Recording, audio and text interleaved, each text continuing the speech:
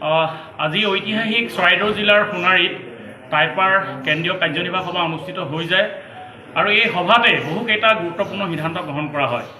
আমি টাই আহোম জনগোষ্ঠীৰ যিটো ৰাজনৈতিক প্ৰতিনিধিত্বৰ কথা সেই কথাটো আমি আলোচনা কৰিছোঁ। আমি দেখিছোঁ যে অসম বিধানসভাতে হওক বা অসম মন্ত্ৰীসভাতে হওক আমাৰ টাই আহোমসকলৰ ৰাজনৈতিক প্ৰতিনিধিত্বৰ সংখ্যাটো কমি গৈছে। গতিকে এই ক্ষেত্ৰত যাতে টাই আহোমসকলৰ ৰাজনৈতিক প্ৰতিনিধিত্বটো বৃদ্ধি পায় তাৰ বাবে আজি সভাই গুৰুত্বপূৰ্ণভাৱে আলোচনা কৰে।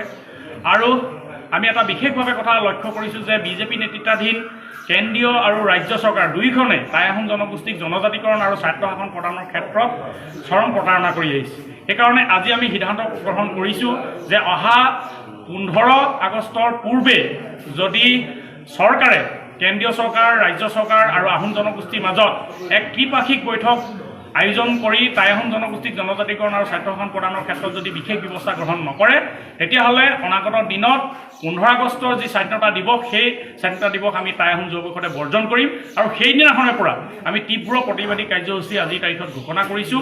প্ৰথম অৱস্থাত আমি 15 আগষ্ট তাৰিখে আমি জিলা আৰু মহকুমা সদৰসমূহত আমি অৱস্থান ধৰ্মঘট কাৰ্যসূচী আমি ৰূপায়ণ কৰিম আৰু পৰৱৰ্তী পৰ্যায়ত আমি প্ৰত্যেক জিলা আৰু মহকুমাৰ অন্তৰ্গত প্ৰত্যেকখন আহোম প্ৰধান গাঁৱলৈ গৈ 2026 চনত যাতে বিজেপি চৰকাৰক আমি শাসনৰ পৰা বিদায় দিব লাগে এই ক্ষেত্ৰত আমি সচেতনতা আমি বৃদ্ধি কৰিম। আৰু আমি দেখিছোঁ আজি লোকসভা নিৰ্বাচনত উজনিত জনজাতিকৰণ নকৰাৰ বাবে উজনি আহোম ৰাইজে বিজেপিক প্ৰত্যাখ্যান কৰিছে।